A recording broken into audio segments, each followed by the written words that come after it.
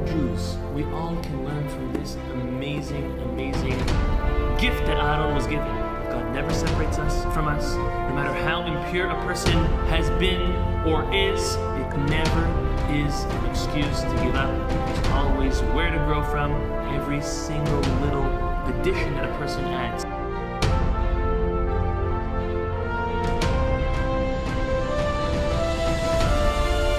Later on in this week's parasha, the Torah discusses the prohibition of lending or borrowing money with interest. It is important to note that the prohibition of borrowing or lending with interest is, as I said, it's whether you are the borrower or the lender. Both sides are prohibited of doing any business interaction with interest. Now, I'll just give a little bit of a prelude of the basic laws. This is only when both parties are Jewish, when both the borrower and the lender are Jewish. The reason why we have this law, again, number one, like all laws, is because God said so, and that's why we do it. But to understand maybe a greater depth of the law is because God wanted us to do for others that we'd like to do for ourselves. And if any one of us, any Jew, would be in need or would like a loan in order to progress in their business, or if they're going through a tough time, they would like to be loaned the money without interest, and therefore lend your fellow brothers and sisters without interest as well. There are cases where there are permissions to lend or borrow with interest. For example, if you're taking a mortgage from a private individual and he's Jewish or she's Jewish, or you're lending, even any type of loan, whether there's a collateral taken or not, generally speaking, there should be no interest in the interaction. However, if there is a need to have interest being done, there is a way to do it, and it is called a heter iska. Heter iska is translated as a permission to conduct business. Now, what does that mean? I'll give a quick example.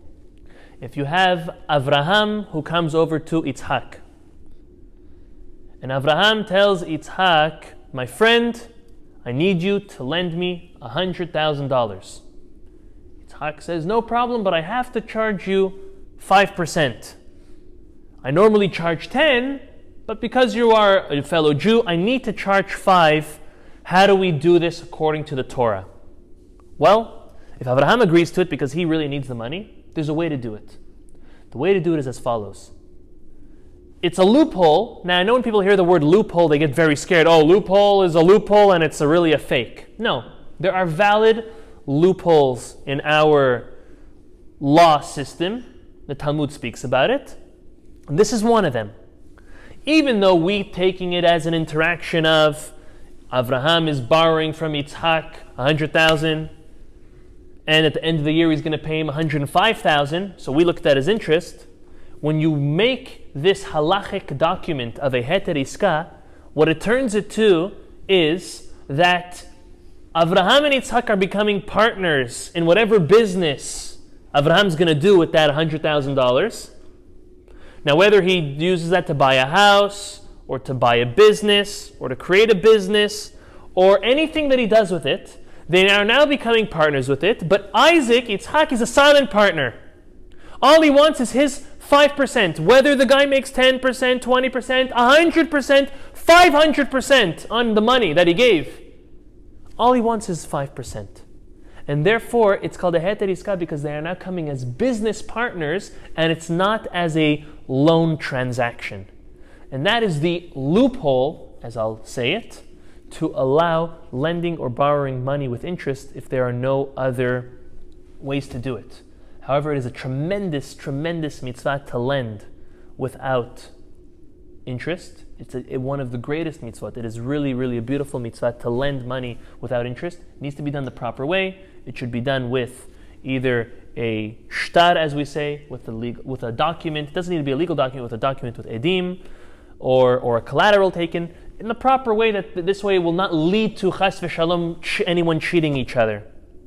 But it is a tremendous mitzvah to lend without interest, and if not, That's what the Heter Iska document is for. Now, the Talmud tells us, when it's speaking to us about the merit of giving tzedakah, that God actually lends those, He lends money to those who do mitzvot with the money God lends them. And He keeps on lending them more and more and more. And that is to mean, one who spends on Shabbat and the holidays and their sukkah and their lulav and etrog and their matzah and everything that has to do with mitzvot and their tefillin and their tzitzit, all of the beautiful things, all the mitzvot, and those who give charity to the needy, God keeps on giving and lending and more and more and more. The Talmud quotes the pasuk in Mishle that says, Malveh Adonai honen dal, he who is gracious to a poor man lends to the Lord, ugmulo yishalem lo, and He, God, will repay him with His reward. Which is a very cryptic verse, as Shlomo HaMelech wrote dozens and dozens of them. Yet this one, at a practical level, so we don't get too into it, is saying that God keeps on giving and lending and rewarding those who take that gift of money to do mitzvot with it. The Zera Shimshon says, this seems like an issue of interest. It seems like God is giving something to someone and He's rewarding them for lending Him money. It's like God gives a person money, the person does mitzvot with it, and then Hashem gives more to them. That seems like interest. What's the issue? Talmud tells us that God Himself keeps the Torah. All the laws in Torah, in His own divinity, keeps the Torah. And He kept it even before the Torah was given to the Jewish people. So God, who keeps the Torah and is not allowed to lend or borrow with interest to Jews, how could He do that? The Zera Shimshon asks. It's a little bit of a weird type of question, but listen to his answer. He says, by quoting the Shulchan Aruch. Shulchan Aruch is the codified Jewish law written by Rabbeinu Yosef Karo, who was the greatest in his time, we could put it that way, 500 years ago. Says as follows, that the law of lending and borrowing with ribit, with interest, is prohibited, yet permitted to a Torah scholar who borrows something from someone. He's allowed to repay with interest or return with interest. Why? Why a Torah scholar? What's the difference? He says because a Torah scholar knows that you're not allowed to repay with interest. So, by him giving more, he's giving it as a gift and not interest. Yet that's all the time not allowed, but by a Torah scholar who has an intention that when he's giving it, it's definitely not interest, rather it's a gift, that is permitted. And furthermore, that's one, so gift is the first. Second is, it's only allowed to be an amount or an item which is so small that could be given as a gift. For example, people give $100, $200, $300, $400 gifts, but no one gives $5,000 gifts or $10,000 gifts.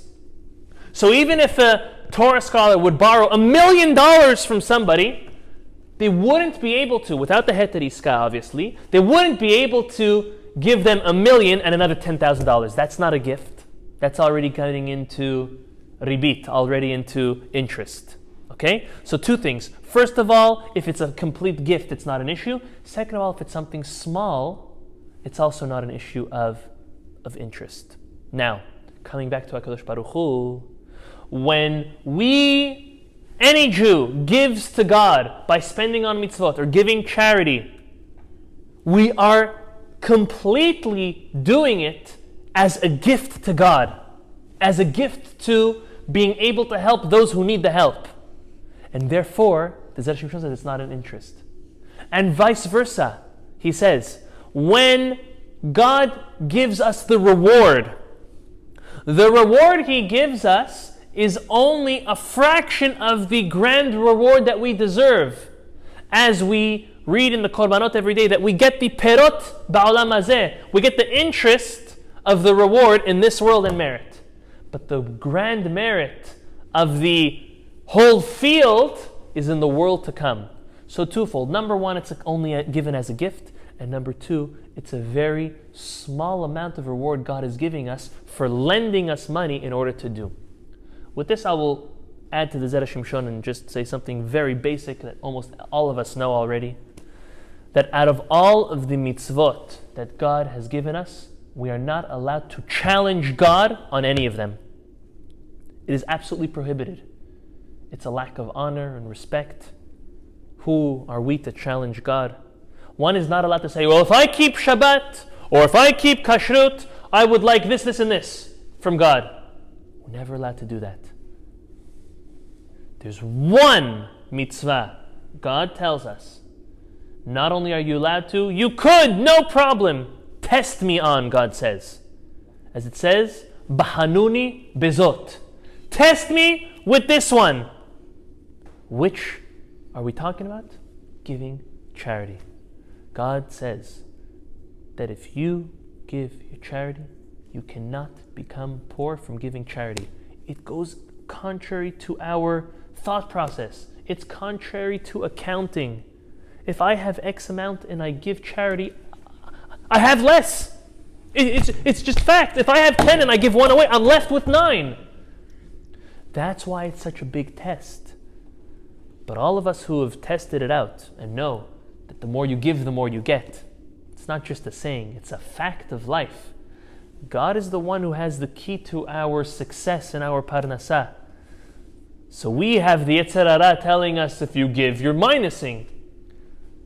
But if we were 100% rational and believing in what God tells us, we would understand that if we give, we're really gaining. The relationship of charity between us and God is as follows. And with this, I'll end this part. He says, Chachamim tell us, God comes to us and He says, hey, you want me to be your business partner? Now, who wouldn't want God as their business partner? Brings blessing, brings good luck, brings everything. Like, what better can one bring to the table than having God as their partner in anything? In their medical office, in their real estate company, in their construction company, in God knows what. Greatest partner. God said, I'll be your partner just like any other partner, but I need my cut. You know what my cut is? 10%. Don't jip me on my cut, because if you don't involve me in the business, I'm a silent partner. I'm silent, I just throw blessing your way. But throw me back my 10%. If you don't, we won't have a deal. That's exactly the way it works. And unfortunately, the great test of greed, of not wanting to give, very often overcomes. And again, we'll repeat. The Chachamim tell us, if every Jew would only give 10%, not 11, not 12, 10% per Jew of profits to charity, there will not be one needy Jew on the face of this earth.